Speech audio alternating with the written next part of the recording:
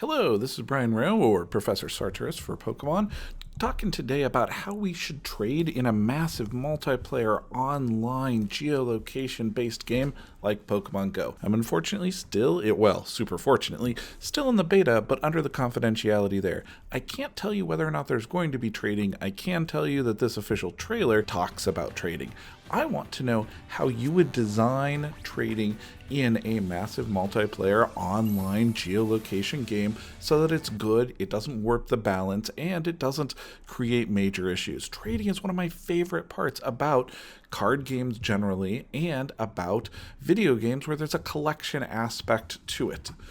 One thing that we have to avoid, though, is the gold farmers. The idea that companies or groups could create giant warehouses that just farm Pokemon and send them out. Pokemon needs to be a friendly, fun game where you're actually trading with other people that went out, explored the world, and played it. So avoiding the gold farmer problem is one of the main things that Pokemon Go must do in its designing of the trade mechanic. Second thing is, how in-person does it have to be? If you remember back to Gold and Silver, they had these really cool little cables. You connected your Game Boy to their Game Boy, and then you traded directly.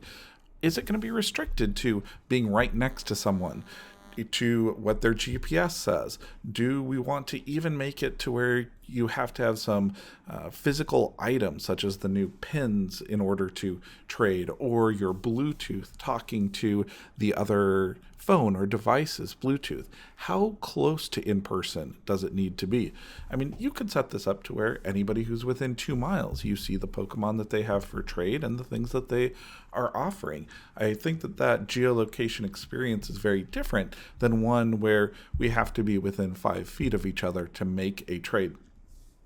The wonderful thing about geolocation gaming is that it has this ability to connect people in real time, to possibly duel and to trade. Should you be allowed to add sweeteners to the trade? Would I have to trade a single Pokemon for one other Pokemon? Or is there the opportunity to add a little bit of honey to get my Raichu up to a Charizard? Another issue, though, is everything in the game going to be tradable, or are there going to be some things that you actually have to earn? Some soul-bound items, some Pokemon that are so cool or so rare. If I see somebody else with them, I know that they actually found them in the wild, that they didn't just trade for them or buy them online from someone else. Although the trading across areas is really interesting to me. I guess you could have these trains of Pokemon where you send a Pokemon through several different people to get it across the country, but that's a whole nother story. Back to Soulbound. Should there be a soulbound aspect in this game?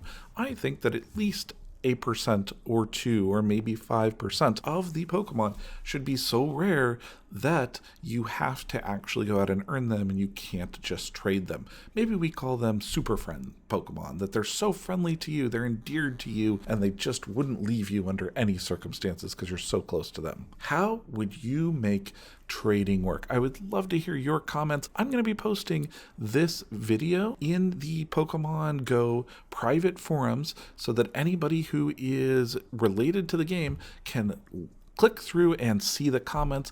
If there are some amazing ideas that I haven't thought of, I will use those in a future video and get that feedback directly to the game designers. I look forward to playing this, and I want this to be an incredible geolocation experience that has some wonderful personal interconnected aspects to it so I can meet other gamers while wandering around on my lunch break. For more stuff about Pokemon Go or other weird, unusual, sweet things that I want to talk about on this channel, subscribe. This is Brian Rowe. I also vlog over at Meeples Included and Mythic MTG Tech. Thank you guys so much. Until next time, choose the Pokemon wisely.